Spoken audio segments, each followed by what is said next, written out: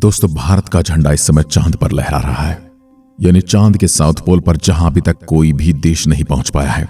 लेकिन क्या आप जानते हैं चांद पर पहुंचने के लिए अब तक कितने देश कोशिश कर चुके हैं?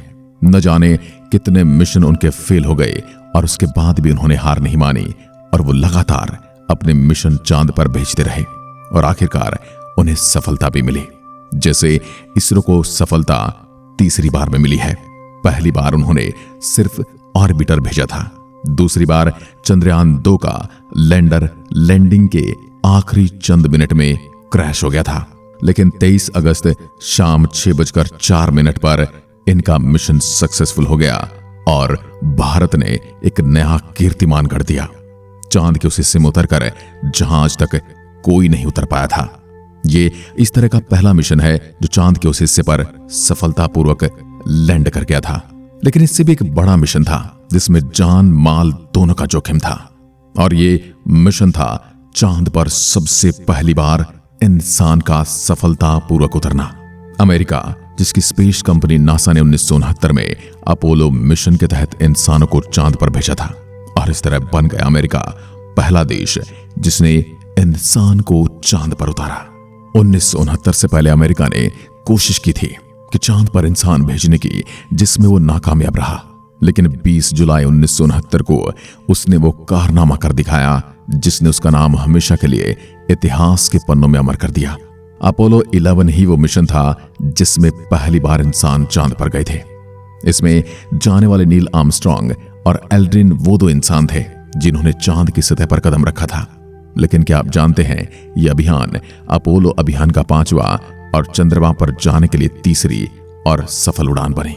16 जुलाई 1969 का वो दिन जिस दिन इस यान को भेजा गया था, और अंतरिक्ष यात्रियों की टीम 3 लोगों से बनी थी।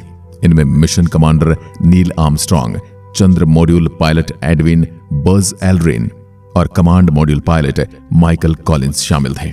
इस घटना को 20वीं सदी में हुई सबसे बड़ी घटनाओं में से एक माना जाता है, और यूं कहें मानव इतिहास की सबसे बड़ी घटनाओं में से एक माना जाता है।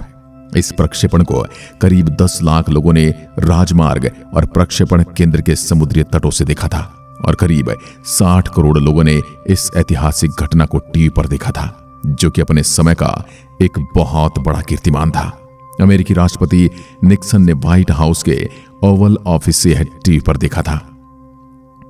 दोस्तों, अपोलो 11 यान को सैटर्न 5 रॉकेट की मदद से 16 जुलाई 1969 को सुबह के 9:32 पर कैनेडी स्पेस सेंटर से भेजा गया था, और 12 मिनट के अंदर ही यह पृथ्वी की कक्षा में प्रवेश कर गया। फिर इसने पृथ्वी का एक चक्कर लगाया और इस आईथीपी नाम के रॉकेट ने उसे चंद्रमा की कक्षा में डाल दिया। फिर ठीक 30 मिनट बाद सैटर्न 5 अंतरिक्ष यान रॉकेट के आखिरी चरण से अलग होकर चंद्रयान ईगल को लेकर चंद्रयान की तरफ आगे बढ़ने लगा। 19 जुलाई को अपोलो 11 चंद्रमा के पीछे वाले हिस्से पर पहुंचा और अपने रॉकेट की मदद से चंद्रमा की कक्षा में पहुंच गया। 19 जुलाई को अपोलो 11 चंद्रमा के पीछे पहुंच गया और अपने रॉकेट के एक प्रज्वलन की सहायता से चंद्रमा की कक्षा में प्रवेश कर गया।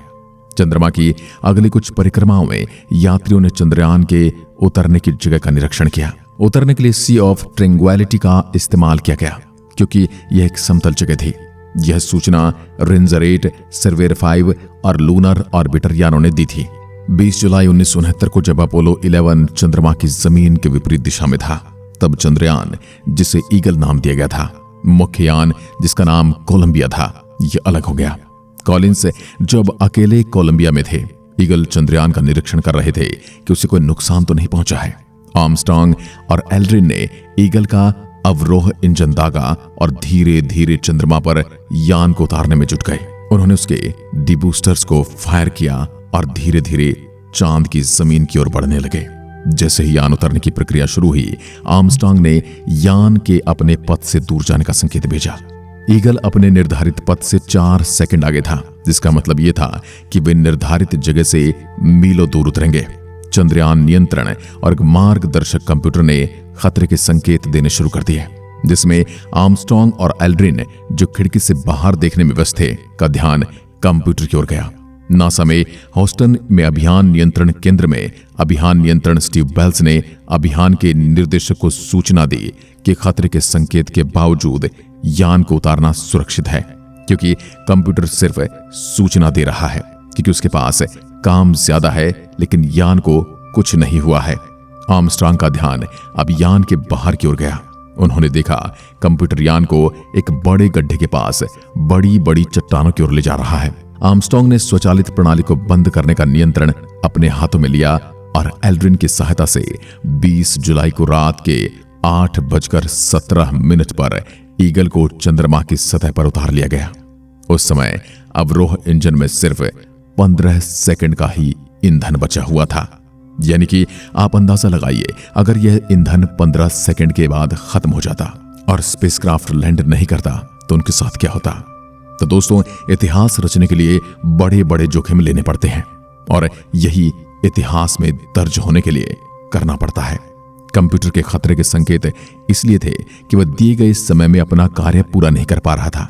उसी गणना में ज्यादा समय लग रहा था, जबकि यान अपनी गति से उतरते हुए उसे नए आंकड़े देते जा रहा था। अपोलो 11 ऐसे में कम ईंधन के साथ चंद्रमा पर उतरा था, लेकिन उसे खतरे का संकेत ऐसा होने के पहले ही मिल गया था, जो कि चंद्रमा के कम गुरुत्व का परिणाम था। नील आर्मस्ट्रांग ने अपोलो 11 के उतरने की जगह को ट्रैंक्विलिटी बेस का नाम दिया और ह्यूस्टन को संदेश भेजा। ह्यूस्टन, यह ट्रैंक्विलिटी बेस है। ईगल उतर चुका है। यान से नीचे उतरकर यान बाह्य गतिविधियां प्रारंभ करने से पहले एल्ड्रिन ने संदेश प्रसारित किया। मैं चंद्रयान का चालक हूं। मैं इस प्रसारण को सुन रहे सभी लोगों को, जो भी हैं, जैसे भी हैं, निवेदन करता हूं कि वे एक क्षण मौन रहकर पिछले कुछ घंटों में हुई घटनाओं का अवलोकन करें और भगवान को अपने तरीके से धन्यवाद करें। 21 जुलाई को रात 2:56 पर चंद्रमा पर चंद्रयान के उतरने के 6.5 घंटे के बाद आर्मस्ट्रांग ने चंद्रमा पर अपने कदम रखे और कहा, मानव का यह एक छोटा सा कदम मानवता की एक बहुत बड़ी छलांग है। आर्मस्ट्रांग और एल्ड्रिन ने अगले 2.5 घंटे तस्वीरें लेने, गड्ढे खोदकर नमूने जमा करने और पत्थर जमा करने में लगा दिए। इसके बाद उन्होंने EASEP यानी early Apollo scientific experiment package की स्थापना और अमेरिकी ध्वज लहराने की तैयारियां शुरू कर दी। इसके लिए उन्हें निर्धारित 2 घंटे से ज्यादा का समय लगा। तैयारियों के बाद तकनीकी बाधाओं और खराब मौसम के बावजूद सारे विश्व में चंद्रमा की सतह से सीधा प्रसारण शुरू हो गया था, जो कि श्वेत शाम था, यानी कि ब्लैक एंड व्हाइट था, जिसे कम से कम 60 करोड़ लोगों ने देखा। यह राष्ट्रपति केनेडी के सपने को पूरा करने के अलावा यह अपोलो अभियान एक अभियंत्रिक कौशलता की भी जांच थी। आर्मस्ट्रांग ने चंद्रयान की तस्वीरें ली, जिससे उसके चंद्रमा पर उतरने के बाद की हालात की जांच हो सके। इसके बाद उन्होंने धूल मिट्टी के कुछ और नमूने लिए और अपनी जेब में रखे। टीवी कैमरा से आर्मस्ट्रांग ने चारों ओर एक दृश्य लिया। एल्ड्रिन उनके साथ आ गया और कंगारू के जैसे छलांग लगाते हुए आसपास घूमते रहे। दोनों ने बातें बताई कि उन्हें चलते हुए 6 से 7 कदम पहले से योजना बनानी होती थी। महीन धूल फिसलन भरी थी। दोनों ने चंद्रमा पर अमेरिकी ध्वज लहराया और उसके बाद राष्ट्रपति निक्सन से फोन पर बात की। उसके बाद उन्होंने EASEP की स्थापना की। इसके बाद दोनों तस्वीरें लेने और नमूने जमा करने में व्यस्त रहे। आर्मस्ट्रांग और एल्ड्रिन चंद्रमा पर ट्रैंक्विलिटी के सागर में उतरे और चांद पर 21 जुलाई को कदम रखने वाले पहले इंसान बन गए। उनका लूनार मॉडल ईगल 21 घंटे व 31 मिनट चांद की पृष्ठभूमि पर रहा और Collins command service module Columbia में चांद के ऊपर बने रहे। 24 जुलाई को तीनों अंतरिक्ष यात्री पृथ्वी पर प्रशांत महासागर में उतरे और अपने साथ 21.5 किलोग्राम के चांद के नमूने लाए। इनमें से आर्मस्ट्रांग और एल्ड्रिन चांद की सतह पर उतर गए। वहीं कॉलिंस अपोलो 11 में बैठकर चंद्रमा की कक्षा में चक्कर लगाते रहे। उधर लूनर मॉड्यूल जब नील और एल्ड्रिन को लेकर चंद्रमा की सतह पर पहुंचा तो वो जगह निर्धारित स्थान से कुछ दूर था, जिससे नील और उनके साथी थोड़े से घबरा गए। लेकिन धरती पर उन्हें मॉनिटर कर रही टीम ने कहा, आप सुरक्षित हैं, आप बाहर आ सकते हैं। इस मिशन की सफलता में महिलाओं ने भी बहुत अहम भूमिका निभाई थी। डाटा प्रोसेसिंग और जटिल गणना के काम के लिए नासा ने अफ्रीकी अमेरिकी गणितज्ञ महिला को नियुक्त किया था। इन महिलाओं को मानव कंप्यूटर के तौर पर नियुक्त किया गया था।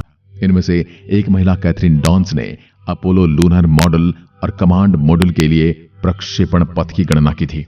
इस मिशन में शामिल महिलाओं पर साल 2016 में हिडन फिगर्स नाम की फिल्म भी बन चुकी है। आज की वीडियो में बस इतना ही। अगर वीडियो पसंद आए तो लाइक कीजिए और ऐसी वीडियोस के लिए हमारे चैनल को सब्सक्राइब जरूर करें। जय हिंद, जय भारत।